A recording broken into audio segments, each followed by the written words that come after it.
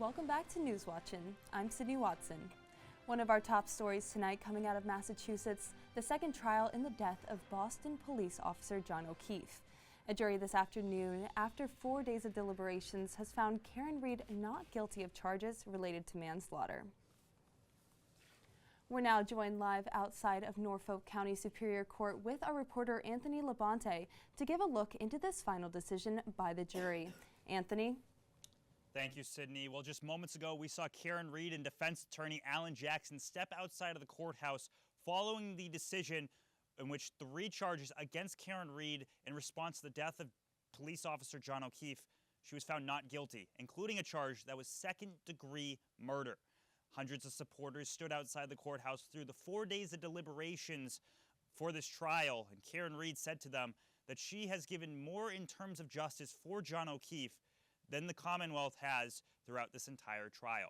O'Keefe's family decided not to comment. They left through a side exit, while the Commonwealth is still investigating as to see who could be responsible for the former police officer's death. The friend of O'Keefe, John Jackson, said that he agrees with the decision by the jury, however wishes it wasn't a circus act with the media and with the crowd outside. Now, there were 4 charges tried against Karen Read, one of which she was found guilty for. That was a charge of OUI, operating under the influence, for drunk driving on that day in January. She was sentenced on the spot, Sydney, to 1 year probation. However, Karen Read, she walks out of the courthouse today as a free woman. Wow, that's very interesting to hear, Anthony. Now, what can we expect for the future of this trial and for John O'Keefe?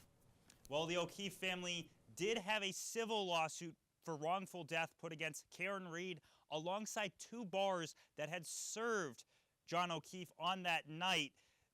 We're waiting for a court date on that one. However, nothing is certain. Meanwhile, witnesses in the previous trial, like State Trooper Michael Proctor, was relieved of their duties due to their correspondence in this case. The Commonwealth still looking in to see if there's any perpetrator of the death of John O'Keefe. However, the big story tonight, Karen Read not guilty on charges related to the death of the former Boston police officer.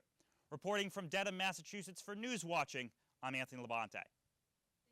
Anthony, we're going to take a quick break, but when we return, a television professor at Ithaca College revealed to be working alongside the hash-slinging slasher. We'll hear what the professor had to say to his millions of fans.